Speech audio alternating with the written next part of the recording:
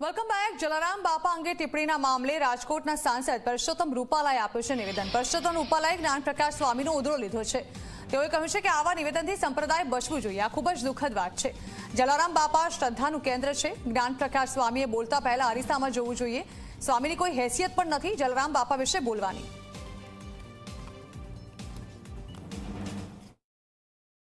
જ્યાં પૈસો ન સ્વીકારવાનું કહેતા હોય, જે અત્યંત દુર્લભ કહેવાય આ સમયની અંદર, જ્યાં માણસોને ઊભા રાખ્યા છે। હું હમણાં દર્શને ગયો હતો તો કોઈ ભૂલથી ત્યાં સિક્કો ખિસ્સામાંથી પોતાની શ્રદ્ધા પ્રમાણે નાખે, પણ એ ન નાખવો એવું કહેવા માટે પગાર આપીને માણસોને રાખે એવી જગ્યાની સામે બોલતા પહેલાં અરીસામાં જોવું જોઈએ। એ લોકો એમની જે સ્વામીનું નામ છે મને તો ખબર નથી, પણ એની કોઈ હેસિયત નથી કે જલારામ બાપાની વિશે એમણે કોમેન્ટ કરવી જોઈએ। હું એની માટે મારી સખત નાપસંદગી વ્યક્ત કરું છું, એમની ઘોર નિંદા કરું છું અને આનાથી બચવું જોઈએ। અને એક વધારાની અપીલ કરું છું કે સ્વામિનારાયણ સંપ્રદાયના અન્ય સંતો અને જે અનુયાયીઓ છે એમણે આમની વિરુદ્ધમાં પગલાં લેવા માટેના પ્રયાસો કરવા જોઈએ।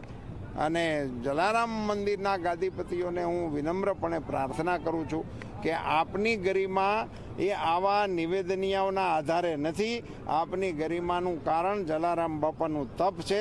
આપ એ ગરિમાને જાળવી રાખો એવી આપના સૌના ચરણોમાં નમ્ર પ્રાર્થના।